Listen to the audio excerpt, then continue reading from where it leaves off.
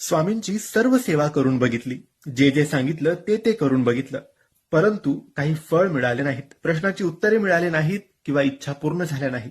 तर तुम्ही आता स्वामींचे हे 3 गुरुवार करून बघा.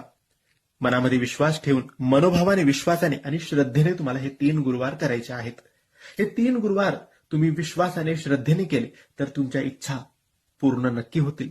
स्वामी प्रसन्न नक्की होतील, तुम्हाला अनुभव नक्की येईल. मित्रांनो, फक्त 3 गुरुवार आणि तुमची प्रत्येक इच्छा पूर्ण होणारच. स्वामी समर्थांच्या कृपेने जीवनात चमत्कार घडतात. हा एक गुप्त व्रत आहे, जो श्रद्धेने केल्यास कोणतीही अडचण सुटते, मागितलेले मिळते. तर मित्रांनो, पहिल्या गुरुवारपासून किंवा तुम्हाला जेव्हा वाटेल त्या गुरुवारपासून या व्रताची सुरुवात तुम्हाला करायची आहे आणि अनुभव घ्यायचा आहे.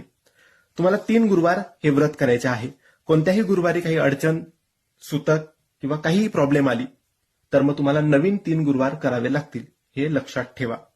3 गुरुवार करताना 3ही गुरुवारी उपवास करायचा, फलहार तुम्ही करू शकतात आणि संध्याकाळी रात्री स्वामींना नैवेद्य दाखवून तुम्ही उपवास सोडू शकता. हे झालं उपवास कसा करायचा आणि नियमांचं पालन. नियमांमध्ये तुम्ही व्यसन, मांसाहार या 3 गुरुवारमध्ये करायचं नाही. आता तुम्हाला काय करायचं आहे तर सकाळी लवकर उठायचं, अंघोळ करायची, स्वामींना नमस्कार करायचा आणि स्वामींसमोर स्वामी चरित्र सारामृत या पारायणाचे 7 अध्याय वाचायचे आहेत पहिल्या गुरुवारी. 7 अध्याय वाचल्यानंतर स्वामी समर्थांचा जप, श्री स्वामी समर्थ, श्री स्वामी समर्थ हा जप 3 माळ करायचा आहे, हे पहिल्या गुरुवारी. दुसऱ्या गुरुवारी उरलेले 7 अध्याय वाचायचे आणि 3 माळ स्वामींचा जप. आणि शेवटच्या गुरुवारी शेवटचे 7 अध्याय वाचायचे आणि श्री स्वामी समर्थांचा जप 3 माळ. एकूण 21 अध्याय असतात.